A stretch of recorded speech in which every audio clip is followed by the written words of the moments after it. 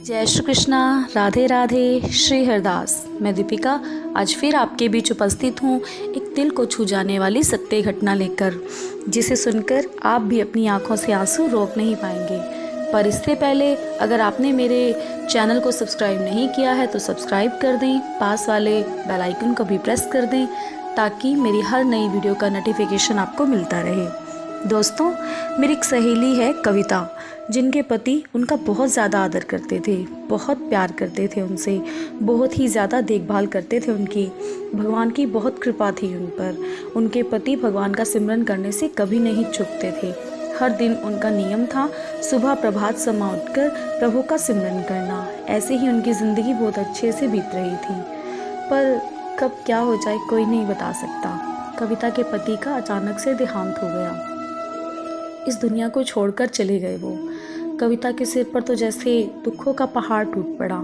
किसी की भी ज़िंदगी जीवन साथी के बिना लगभग अटक सी जाती है, और जिनका साथी उनका पिता बनकर उनका साथ दे, माँ बनकर देखभाल करे, दोस्त बनकर उन्हें समझे और गुरु बनकर उनका मार्गदर्शन करे, अर्थात सही मायने में अपनी पत्नी के लिए सब कुछ हो, तो सोचो उनकी हालत कैसी होगी। बिल्कुल वैसे ही कविता की हालत हो गई। उनकी ज़िंदगी रुक सी गई, वह तो जीना ही भूल गई थी। मैंने देखी है उनकी हालत। जीवन तो जीना चाहती ही नहीं थी वो, रोते रोते थकती ही नहीं थी। यहाँ तक वो अपनी मृत्यु की कामना करने लगी और भगवान पर से उनका विश्वास उठने लगा। और ऐसे में कोई कितना भी समझा ले, दिल दिमाग किसी की कोई बात सुनने को तैयार ही नहीं होता। कविता डिप्रेशन में चली गई। उनका इलाज शुरू हो गया। कई दिन अस्पताल में दाखिल रहने लगी। उनकी हालत में कोई सुधार न आया। उन्होंने कई डॉक्टर बदल कर देख लिए, पर कोई फ़ायदा नहीं।